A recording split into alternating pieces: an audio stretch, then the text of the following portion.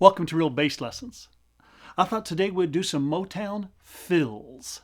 The most popular video I've done here on my Real Bass Lessons YouTube channel is the one called Motown Fills. So I thought we'd just pick up a little bit and move on there, okay? Now, here's our D flat major, and I'm using that pentatonic sound. Nothing wrong with this note, but that's a little more bluesy. Jamerson tends to play these. So let's simply look at where those are laid out on the fingerboard. So here's that scale again. Start on scale degree 2 with finger would look like this. Start on this fingering, the next one, the next step up. See, the fingering changes for each one. Start on the next scale degree.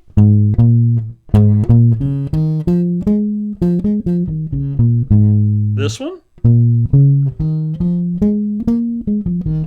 All the way back to this one, which is simply a duplication of this one. So those are the notes most often used. I'll play for a second, then I'll talk it, and I'll move around and use those. Listen to this and watch. 2, 1, 2, 3, 4.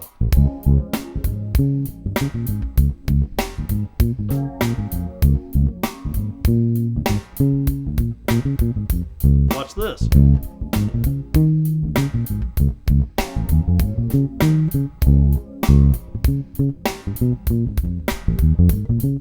Next group.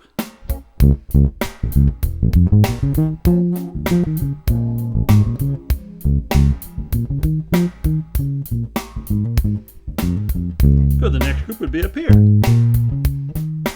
3, 4.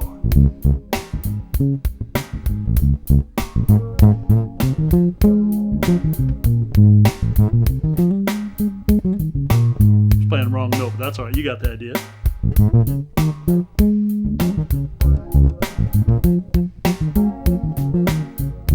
And that last group up here.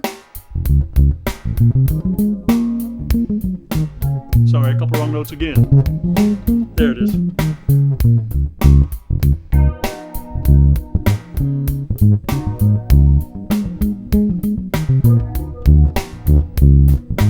A little blues there. So I just showed you that sloppily, just so you can see that all those different notes fit in there. Now, the way I really want to teach it to you, and the way I want to practice it, is I don't think of it as all those pentatonic scales and all those notes. I think of it as little shapes. Here's my first sort of position and shape. Then I do this one as it relates to that. Then I do this one.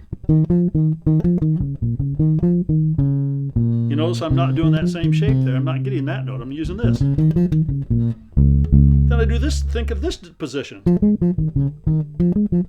in relationship to this, and then finally this one. And you realize that's just this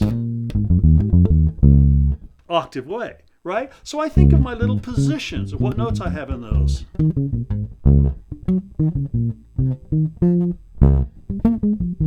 And then sometimes I do these same ones down an octave lower. I'll think of these.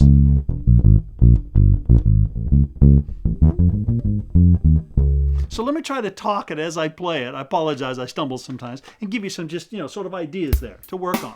We'll stay in this position alone. 2, 3, 4.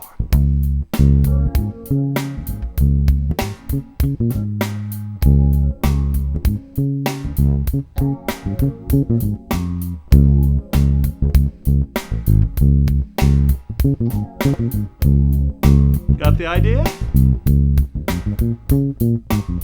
Now let's transition to this one. 2, 3, 4.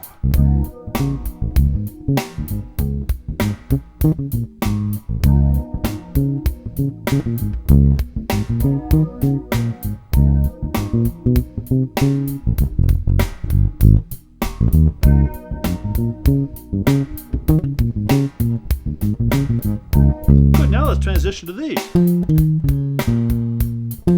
which is just that, either finger, or let's use those.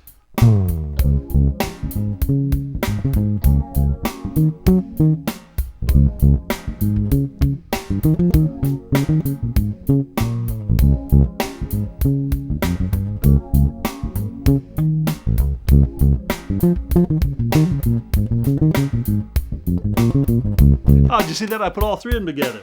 I used this one up here. Then I did this one. Sure, little inversions of each other. Now, what's our next one? Oh, we got one left over, don't we? Sure. Let's do that one. And sometimes I'll play this D flat because it's closer. I'll start on that.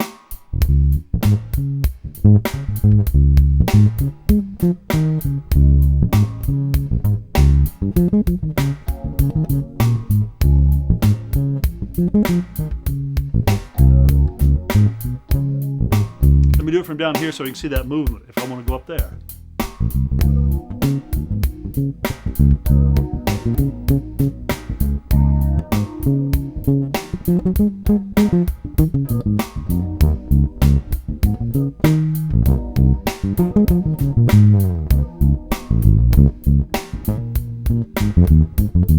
Now the truth is I hardly ever play these ones here. Sometimes I do, but guess what? They're the same ones right there.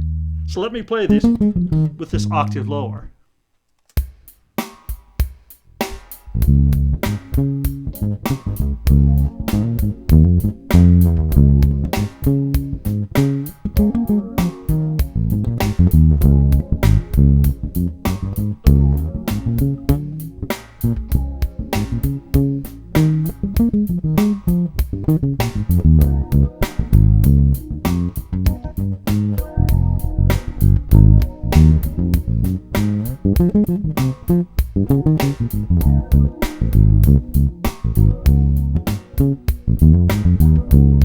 And then lower octave on these higher ones.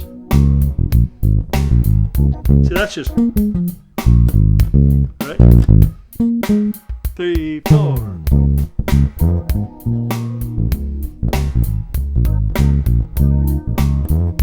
How about this one? Check that out. That's really just, isn't it? Sure, so I took that down an octave. I'll play that a little bit, the low ones. 3, 4.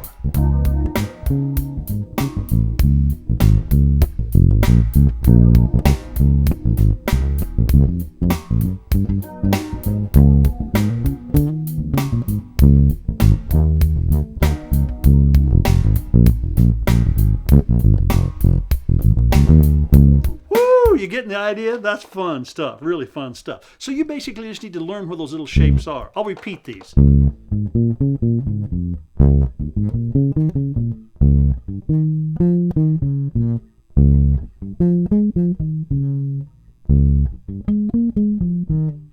Octave, which is, oh, I like it, I like it, I like it. Take each one of them, isolate it, get yourself a little drum thing going, and work with them, work with them, work with them, okay?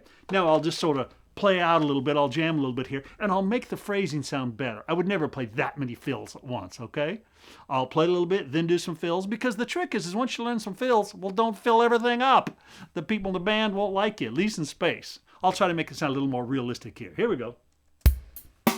2, 1, 2, 3.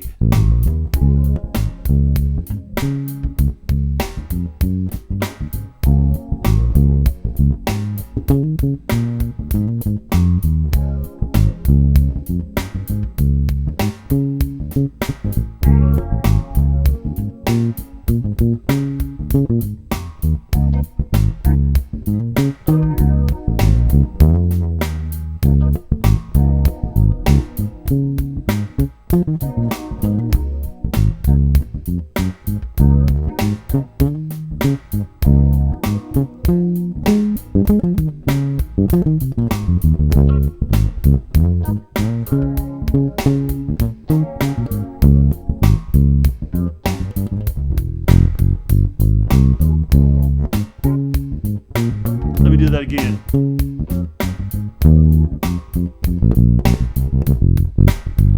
There we go.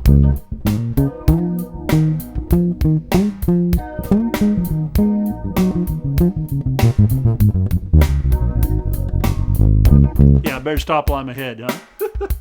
Cool. Isolate them, work them out, get them in the groove, and figure out those fingerings. Right on. Fired up.